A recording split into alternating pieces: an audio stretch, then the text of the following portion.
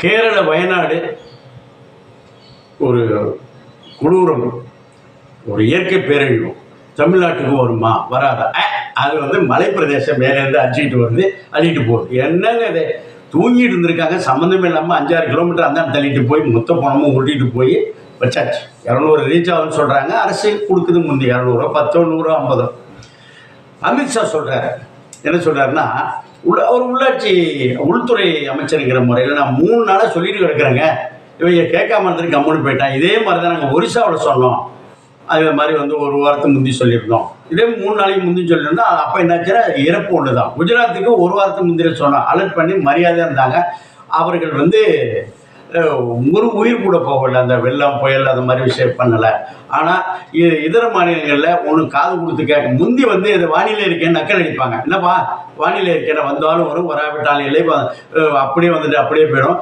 லேசானது முதல் மிதமானது வரை முதல்ல சொல்லி வைப்பாங்க. படங்கள் எல்லாம் கிண்டல் பண்ணாங்க. இப்பொழுது 3 மணிக்குள் காலை மதியம் 1 மணிக்குள் மழை வரும், 1 மணிக்கு மேலே மழை வருங்கிற மாதிரி துல்லியமாக. இதில் என்ன சொன்னாங்க, இங்கே நம்ம வெள்ளம் வந்தப்போ இங்கே என்ன சொன்னாங்கன்னா, சென்ட்ரல் கவர்மெண்ட்டு அலர்ட் பண்ணலை, இல்லை அலர்ட் பண்ணதும் முறையாக அலர்ட் பண்ணலன்னு சொல்லி இந்த கதையெல்லாம் நம்ம கூடாது. தெளிவாக அவங்க இன்டர்நேஷ்னல் டிஜிட்டலைசேஷன் பண்ணி மெட்ராலஜி டிபார்ட்மெண்ட்டில் கிளீனாக சொல்ல ஆரம்பிச்சிட்டாங்க. இது எச்சரிக்கை.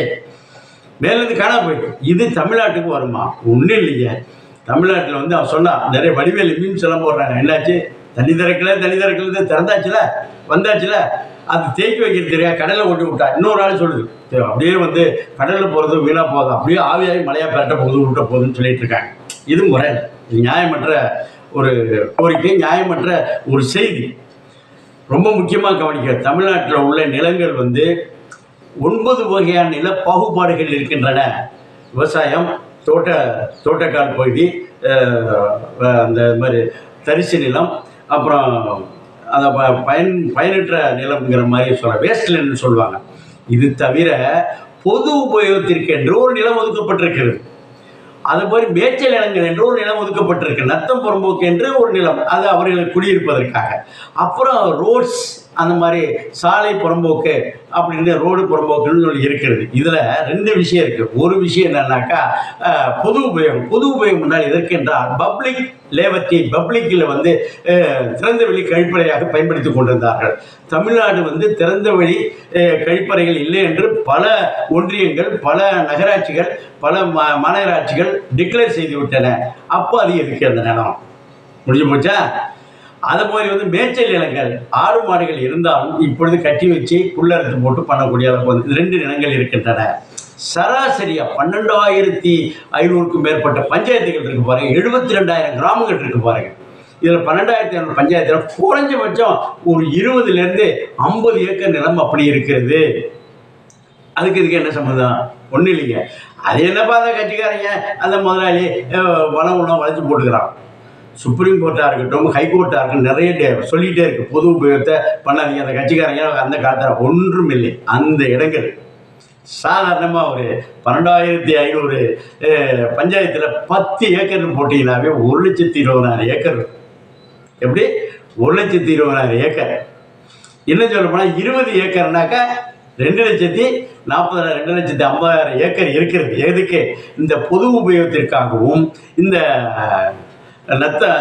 ஏரி புறம்போக்கு, அந்த மாதிரி சில விஷயங்கள் இருக்கிறது.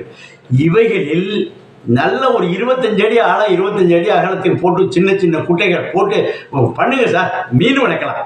திறந்து விட்டாங்க, இடத்த ஃபில்லப் பண்ணிக்கலாம். இப்போ கொண்டு போய் அந்த பக்கம் கொண்டு போகிறோம், அந்த சேலம் பக்கம் கொண்டு போகிறோம், இந்த கரூர் பக்கம் கொண்டு போகிறோம். போக மிச்சது இங்கே வருகிறது, மழை பெய்யுது, வரத்தை இப்படி கடலில் விடுவதற்கு பதிலாக செய்யலாம்ல. இது யார் செய்யணும்? மூத்த அமைச்சர் துரைமுருகன். இல்லையா, பொதுப்பணித்துறையிட்டே இருக்கிற ஏவாவேலு தமிழ்நாடு முதலமைச்சருக்கு ரொம்ப நெருக்கத்திலையும் ரொம்ப ஒரு நல்ல ஒரு அமைச்சர் செயல்படுகிறார். கூப்பிட்டு எல்லா கலெக்டரும் கூப்பிட்டு எடுத்துருவாங்க, யாராருக்கு எவ்வளோ நிலம் இருக்கு, யார் ஆக்கு வைக்க தூக்கி விட்டேரியா பண்ணிட்டு ஜேசிபி இருக்கு, இல்லை 100 நாள் வேலை இருக்கிறது. 100 நாள் வேலை அப்படியே ஒரு தட்டை தூக்கி அந்த பக்கம் விட்டு போயிட்டே இருக்குல்ல. ஒரு தட்டு திருப்பி வருவதற்கு வரும் 1 மணி நேரம். அதுகளை வெத்தலைவாக்கு போட்டு சினிமா அதெல்லாம் பேசிகிட்டு இருக்காங்க. இந்த 100 நாள் வேலையை பயன்படுத்தி அங்கே கூட செய்தால் சரியாக. இது ஒரு விஷயம்.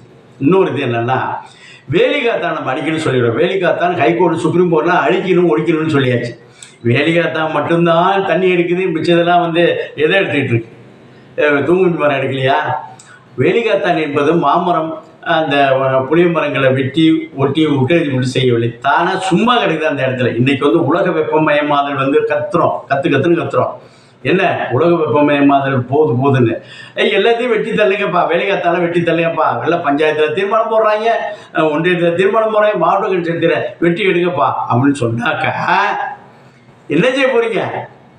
வெட்டி எடுத்துட்டு அடுத்த ஆல்டர்னேட் என்ன? அவ்வளோ உயரம், அவ்வளோ இதெல்லாம் ஒன்றும் இல்லைங்க. 1 கிலோ அரிசி உற்பத்தி செய்வதற்கு 1050 லிட்டர் தண்ணி செலவழிக்கப்படுகிறது. வேலிகாத்தான் என்ன செய்யலாம், 4 லிட்டர் செலவு பண்ண 1 கிலோ ஒரு நல்ல காம்பாக்டான மரத்தை கொடுக்குது.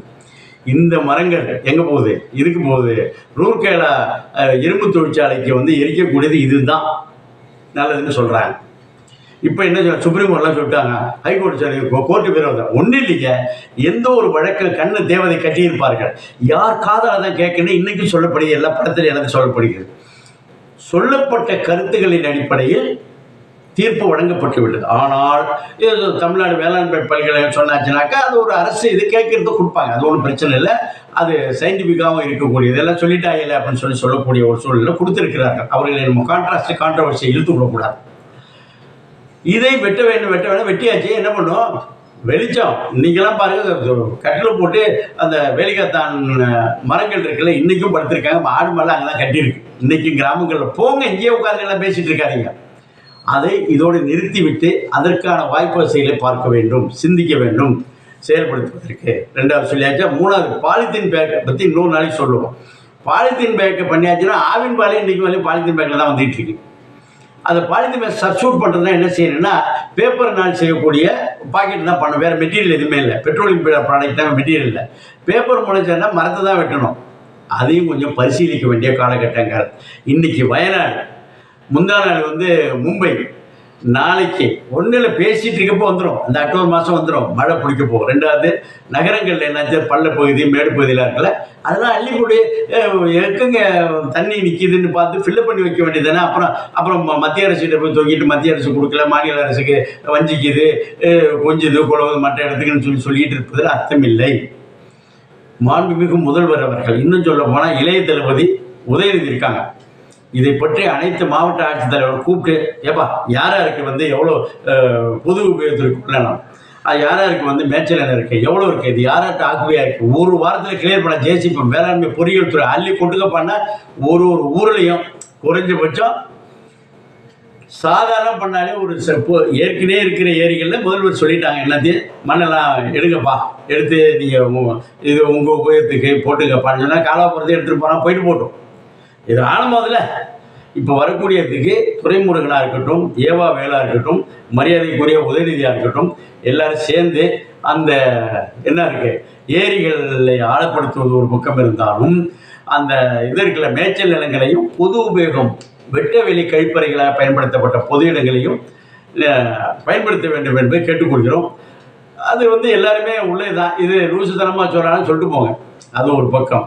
வேலிகாத்தானே காப்பாற்றுங்கன்னு நான் சொல்ல மாட்டோம். ஆனால் அது வந்து உலக வெப்பமயமாதலை தடுக்கக்கூடிய கெப்பாசிட்டி இன்றைக்கி இருக்கக்கூடியது வேறு எந்த பயிர். இப்போ அட்டை செஞ்சில் எடுத்து உருவி எடுத்துவிட்டு எல்லாத்தையும் தூங்குங்க, அது மட்டும் என்ன பண்ண போகுது? ஒளிச்சேர்க்கையில் ஒரு மேட்டர் இருக்குதுங்க, அது பச்சையம், தண்ணீர், சூரிய வெளிச்சம், இதை வச்சு தானே ஒளிச்சேர்க்கை. கார்பன் டை ஆக்சைடை எடுத்துக்கொண்டு ஆக்சிஜனை வெளியிடுகிறது. பச்சை பிள்ளை கூட தெரியும். இதை மரமட்டையெல்லாம் வெட்டி என்ன பண்ண போகிறோம்? இதை காமராஜர் மேலே போய், இந்த பிறந்தநாள் வந்து காமராஜர் மேலே போய் அவர் வந்த காலத்தில் அதுக்கு முந்திரியாதே இருக்குதுங்க பார்த்து